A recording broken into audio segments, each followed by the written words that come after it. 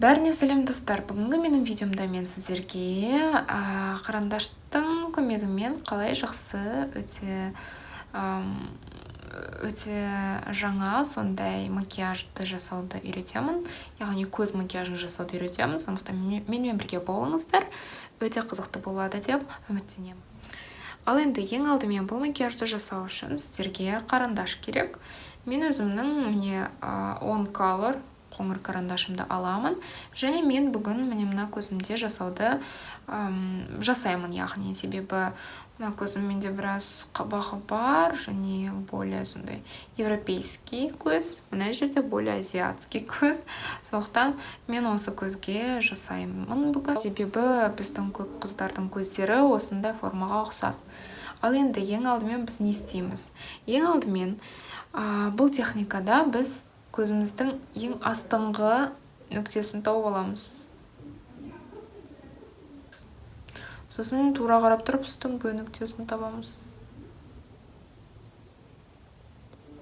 Міне.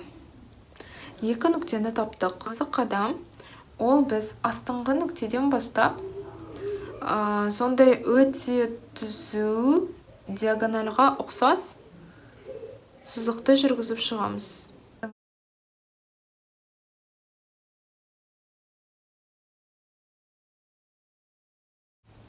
Енді келесі, бұл мына шыққан сызықты ары қарай үстіне қалай көтереміз, қай жерге дейін көтереміз, я?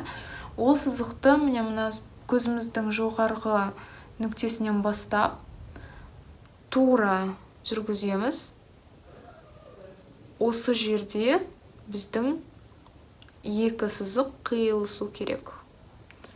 Міне, яғни осы жерде біздің сызық, біздің бояу біту керек.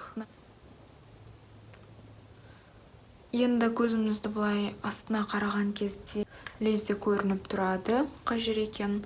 Сондықтан астына қараймыз, айнаны алып, енді кірпік бойын салып шығамыз.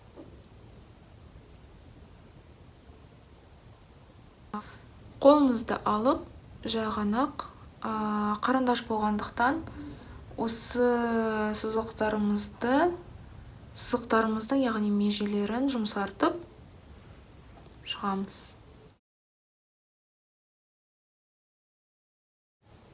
Ең бастысы, бұл осы мына межелерін сызып жатқанда, яғни кетіріп жатқанда, жұмсартып жатқанда, ең бастысы домалатпаңыздар. Саусақтарыңызды сондай түзу сызықпен, түзу бұлай құлаққа қарай тарту керек оны.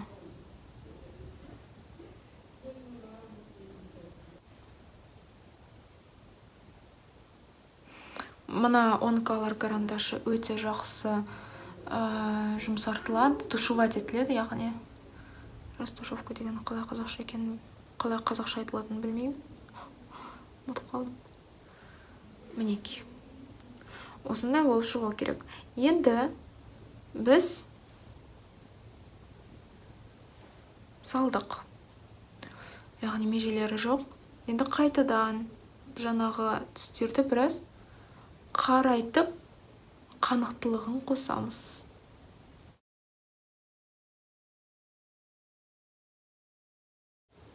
Мына көздің сыртқы бұрышына қарай көбірек түсті қосып, прям қарандашпен, сосын саусағымызбен тушевать етеміз.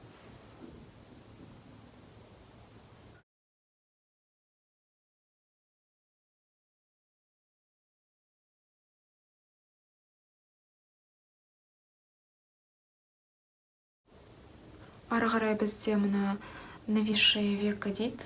Мына векамыз астына түсіп кетпеу үшін осы жерге де біраз қара түсті қосамыз. Соның арқасында біз мына түскен веканы біраз болсын алып тастаймыз визуалды түрде.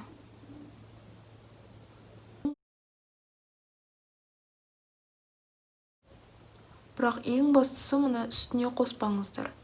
Мына үсті жағына мүлдем түсті қоспаңыздар. Ол жер тап-таза болып тұру керек. Енді келесіде жаңағы контуринг палеткасын аламыз. Мен өзімнің сүйікті фаберлігімді аламын. Сіздер өзіңізге ұнайтын түстеріңізді алып, біраз растушевка жасап шықсаңыздар болады. Яғни міндетті түрде құрғақ бояулармен қарандашты үстінен нақтылап өтсеңіздер болады.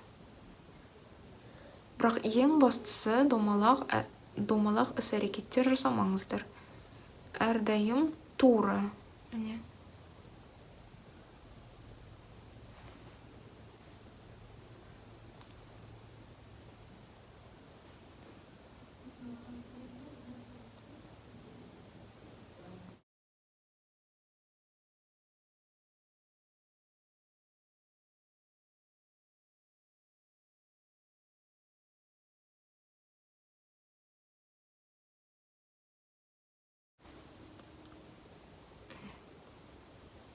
Қара түспен лезде орнына түседі. Жоғары көтерілмейміз, естеріңізде. Ал енді келесі көздің алды жағына хайлайтерді қосамыз. Себебі біздің көзіміз сырт жағы қара, іш жағына хайлайтермен жағып,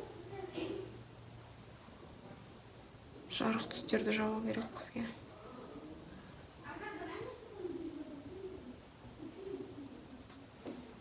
Ақ түс керек маған, ақ түс. Так. Ақ түс. Маған мына ақ түс жетіспейтін сияқты, білмеймін, менің светімнан ба көрінбей тұр. Қазір мен мына Oriflame'нан өте ескі ақ түсті алып көремін. Соны жағып көремін, қалай болады екен.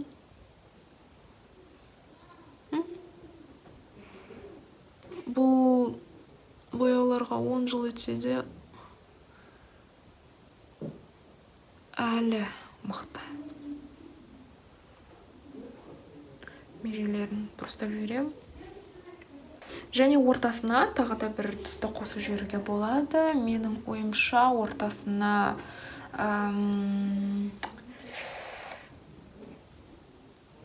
андай өте сары алтын түсті қосып жіберсек, менің ойымша жақсы болатын сияқты.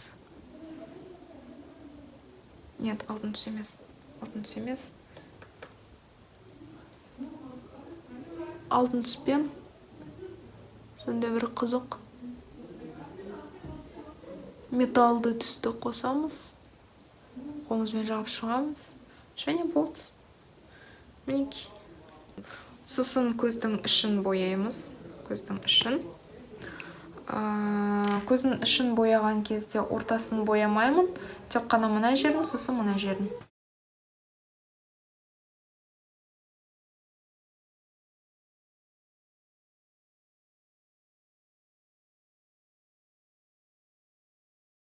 Туш жағу үшін кірпіктерімізді көтереміз. 1, 2, 3. 3 рет өте жұқа. Өте сондай сәл-сәл көтеріп жүрген жетеді. Сосын мен бүгін The One No Compromise жағамын. Бұл жаз күндерінде өте жақсы көмектеседі. Суға тұрақты және жеңіл шешіледі.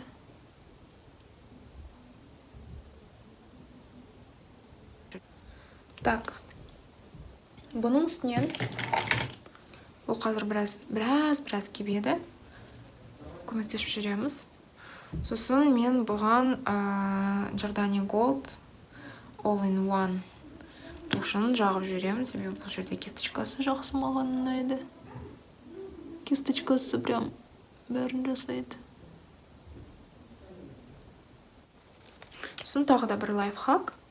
Егер сіздерде осындай менің сияқты мына қабақтарыңыз түскен болса, мына жерге кішкене ғана хайлайтер жағып қою керек.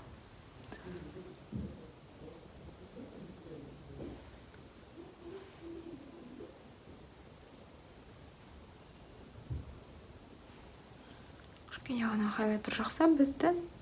Көз төбеге көтеріледі.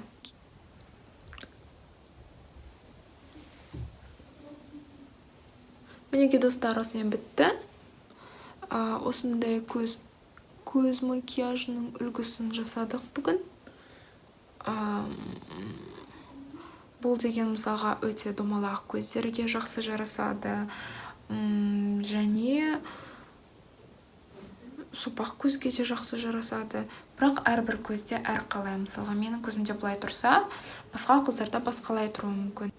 Ол деген жаңағы мына астыңғы нүктесі мен үстіңгі жоғарғы нүктесіне байланысты болады. Сондықтан қыздар бұл макияжды міндетті түрде жасап көріңіздер. Назарларыңызға рахмет. Сіздерге ұнады деп үміттенемін. Келесі видеоларда кездескенше сау болыңыздар.